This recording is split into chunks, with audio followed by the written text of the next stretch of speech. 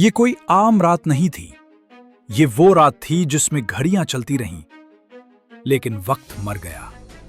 1947 بر صغیر آزادی کے دہانے پر کھڑا تھا، ایک طرف غلامی کا خاتمہ اور دوسری طرف ایک اندیکھا خوف۔ لوگ خوش تھے لیکن کسی کو معلوم نہیں تھا اتنی بھاری ہو گئی۔ سوال صرف ایک تھا، سرحد کہاں ہوگی؟ اور یہ سوال لاکھوں زندگیوں کا فیصلہ تھا۔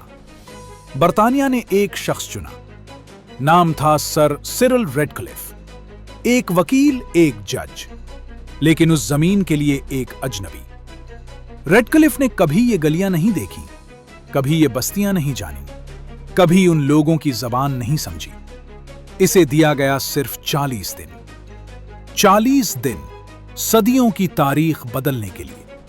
ایک قلم اٹھا، ایک لکیر کھینچی گئی۔ یہ لکیر زمین نہیں کاٹ رہی تھی، یہ دل کاٹ رہی تھی۔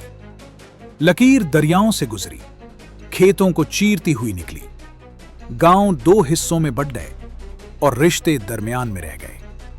لوگ سوئے ایک ملک کے شہری بن کر اور جاگے ایک اجنبی ریاست میں۔ اعلان ہوا لیکن کوئی تیاری نہیں تھی، نہ حفاظت نہ منصوبہ، صرف خوف۔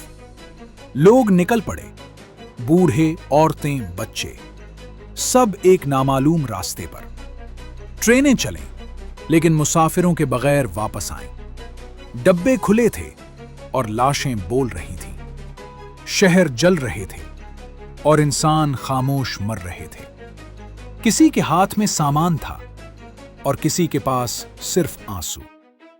تقریباً 1.5 کروڑ لوگ ہجرت پر مجبور ہوئے اور تقریباً 10 لاکھ زندگیاں راستے میں رہ گئیں۔ بعد میں ریڈکلف نے کہا، اگر مجھے پتا ہوتا کہ اتنا خون بہے گا تو میں یہ ذمہ داری کبھی قبول نہ کرتا۔ ریڈکلف واپس چلا گیا، خاموشی سے، لیکن لکیر یہیں رہ گئی۔